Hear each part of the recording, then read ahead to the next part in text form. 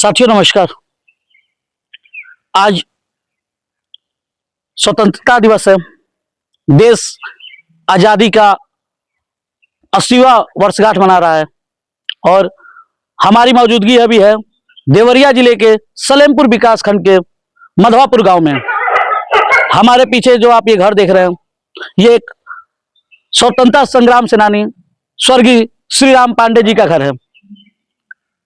पिछले 13 माह पूर्व उनका देहांत हो गया।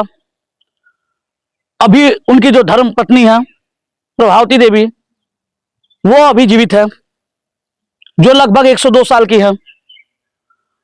उन्होंने भी अंग्रेजी सरकार के खिलाफ बिगुल फूंका था। अपने पति के साथ सलाखों के पीछे यानी कि जेल गई थी। और यही वो मकान है, यही वो जगह है जहां जितने भी क्रांतिकारी थे, स्वतंत्रता संग्राम सेनानी थे, उनकी एक बैठक होती थी, उनकी मीटिंग होती थी, जिसकी जानकारी अंग्रेजी हुकूमत को किसी के द्वारा मिल गई और उसके बाद इन लोगों को घर में दबिश देके गिरफ्तार किया गया। आगे बहुत सारी कहानियां हैं जो हम उनके परिवारजनों से जानना चाहेंगे, लेकिन सबसे बड़ी दुर्भाग्य की बात यह है कि अभी जब हम इनके घर, इनके दरवाजे पे आ रहे थे, तो यहां आज भी सड़क का अभाव है।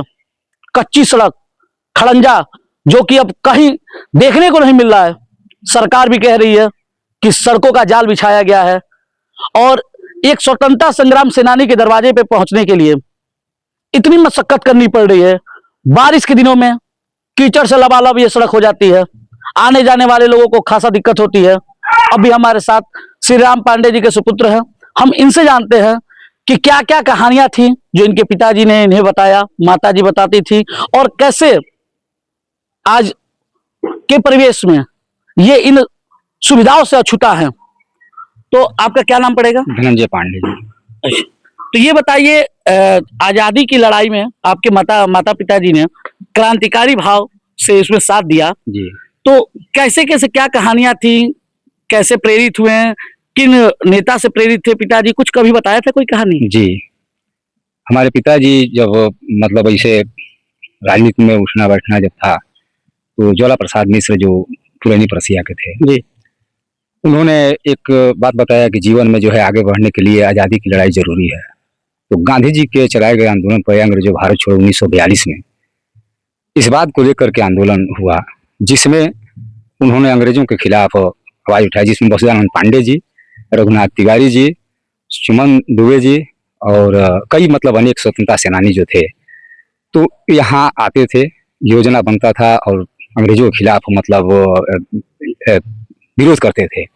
उस पीरियड में लार थाना की जो पुलिस थी अंग्रेज की, वह हमारे यहाँ दबिश दी कि यहाँ क्रांतिकारी लोग जुटे हैं और कोई ना कोई घटना ऐसी करेंगे, देश विरोधी में नारा देंगे। तो 1942 में इन लोगों का मतलब गिरफ्तारी हुआ, जिसमें माता जी से पूछे कि भाई आप के ये लोग कहाँ हैं। इन्होंने कहा कि हम नहीं जानते, लेकिन अचानक इनको भी गिरफ्तार कर लिया गया। और चौधरी उमराव सिंह जो यहाँ जज थे, इन्होंने माफ़ी की बात कही, उन्होंने कहा इनकार कर दिया गया, इनकलाब जिंदाबाद है, अंग्रेजों भारत छोड़ो। तो इनको सजा कर दिया गया, जितने भी सेनानी थे उनको सजा किया गया। और उसके बाद कुछ दिन फिर इस तरह से चलता रहा, जेलों से छुड़े। उसके बाद से जो है आज़ाद हिंद फौज का भी एक ऐसी था, जिसमें इन्होंने पूर्णिया बिहार में भी अपना योगदान निभाए, उसमें भी जेल गए और काफ़ी यातना झेलना पड़ा। और तभी से जो है सेनानी के विषय में थी, मैंने इससे बताते थे कि बहुत काफ़ी यातनाएं भोगना पड़ता था, झेलना पड़ता था, तरह तरह के कष्ट झेलते थे।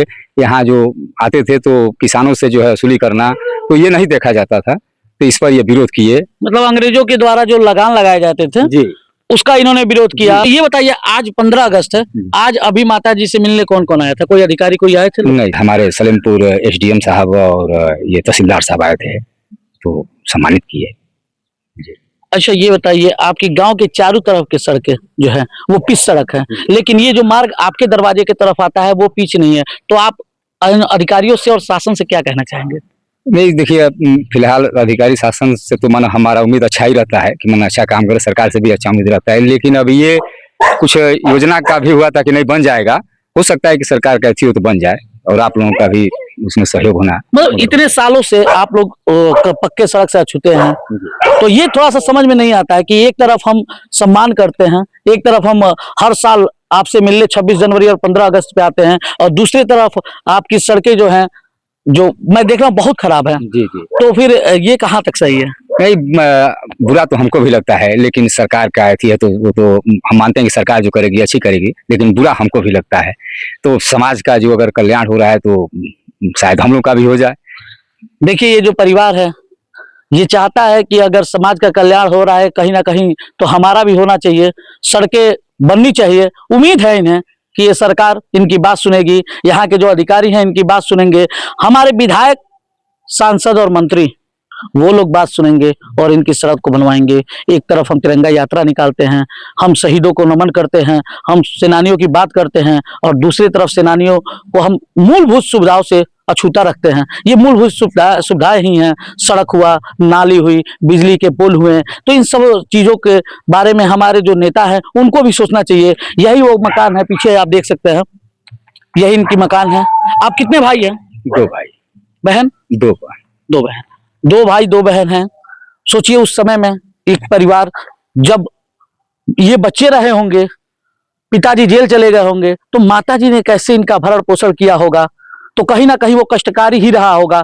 जैसा कि आपने बताया कि तमाम तरह की यातनाएं झेलने के बाद ये आजादी मिली, और उस आजादी में अगर हम ऐसे जी रहे हैं तो ये दुर्भाग्यपूर्ण है।